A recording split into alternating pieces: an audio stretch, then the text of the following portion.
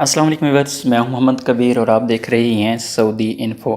کبھی اگر آپ کو مسجد نبوی یا مکہ المکرمہ میں مسجد حرام میں روزہ افطار کرنے کا موقع ملا تو آپ نے دیکھا ہوگا کہ وہاں پر صفائی کے انتظامات، اتنی زیادہ تعداد میں لوگوں کو افطاری فراہم کرنا اور چند ہی منٹ میں افطاری کے بعد صفائی کے امور انجام دینا ایک بہت بڑے اعزاز کی بات ہے۔ تو آئیے اس پر تھوڑی سی بات کرتے ہیں کہ وہ کون سے طریقے ہیں جن کو اختیار کر کے اتنے بڑے انتظامات چند ہی منٹس میں انجام دے دیے جاتے ہیں۔ مسجد نبوی میں ماہ رمضان المبارک میں روزہ داروں کو افطار کرانے کے لیے لائسنس کے اجراء کی کارروائی کا آغاز کر دیا گیا ہے۔ مدینہ المنورہ میں مسجد نبوی شریف کے اندر اور بیرونی صحنوں میں عام لوگوں کی جانب سے روزہ داروں کے لیے خصوصی دسترخوانوں کا اہتمام کیا جاتا ہے۔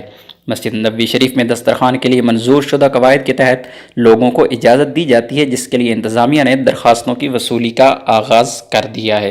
اس بات کا اعلان ادارہ امور مسجد نبوی شریف کی جانب سے کہا گیا ہے۔ سعودی خبر رساں ایجنسی سے گفتگو کرتے ہوئے روزہ داروں کی افطار کمیٹی کے ڈائریکٹر محمد العمری نے بتایا کہ اجازت ناموں کا مقصد نظم و ضبط کو برقرار رکھتے ہوئے مسجد کے اندرونی صحنوں میں گنجائش کے مطابق لوگوں کو دسترخوان کی جگہ مخصوص کرنا ہے تاکہ کسی قسم کی دشواری کا سامنا نہ کرنا پڑے۔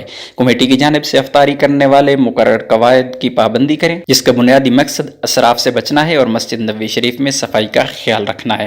العمری نے مزید کہا کہ افطاری کرانے والے انتظامیہ سے تعاون کریں اور اس امر کا خیال رکھیں کہ وہ اضافی اشیاء مسجد کے اندر نہ لائیں۔ واضح رہے، حرمین شریف میں ماہ رمضان المبارک میں دنیا بھر سے معتمرین اور زائرین کی بڑی تعداد آتی ہے جو افطاری حرمین میں کرتے ہیں۔ افطاری کرانے والوں کو مسجد کی انتظامیہ کی جانب سے خصوصی ہدایت کی جاتی ہے کہ وہ صفائی کا خاص خیال رکھیں۔ افطاری کے لیے کھجوریں، لسی، پانی، قہوہ اور مخصوص روٹی جسے عربی میں شاریک کہا جاتا ہے لے جانے کی اجازت ہوتی ہے۔ اس کے علاوہ کھانے کی دیگر اشیاء جن میں سالن وغیرہ شامل ہے حرمین کے اندر لے جانے کی اجازت نہیں ہوتی۔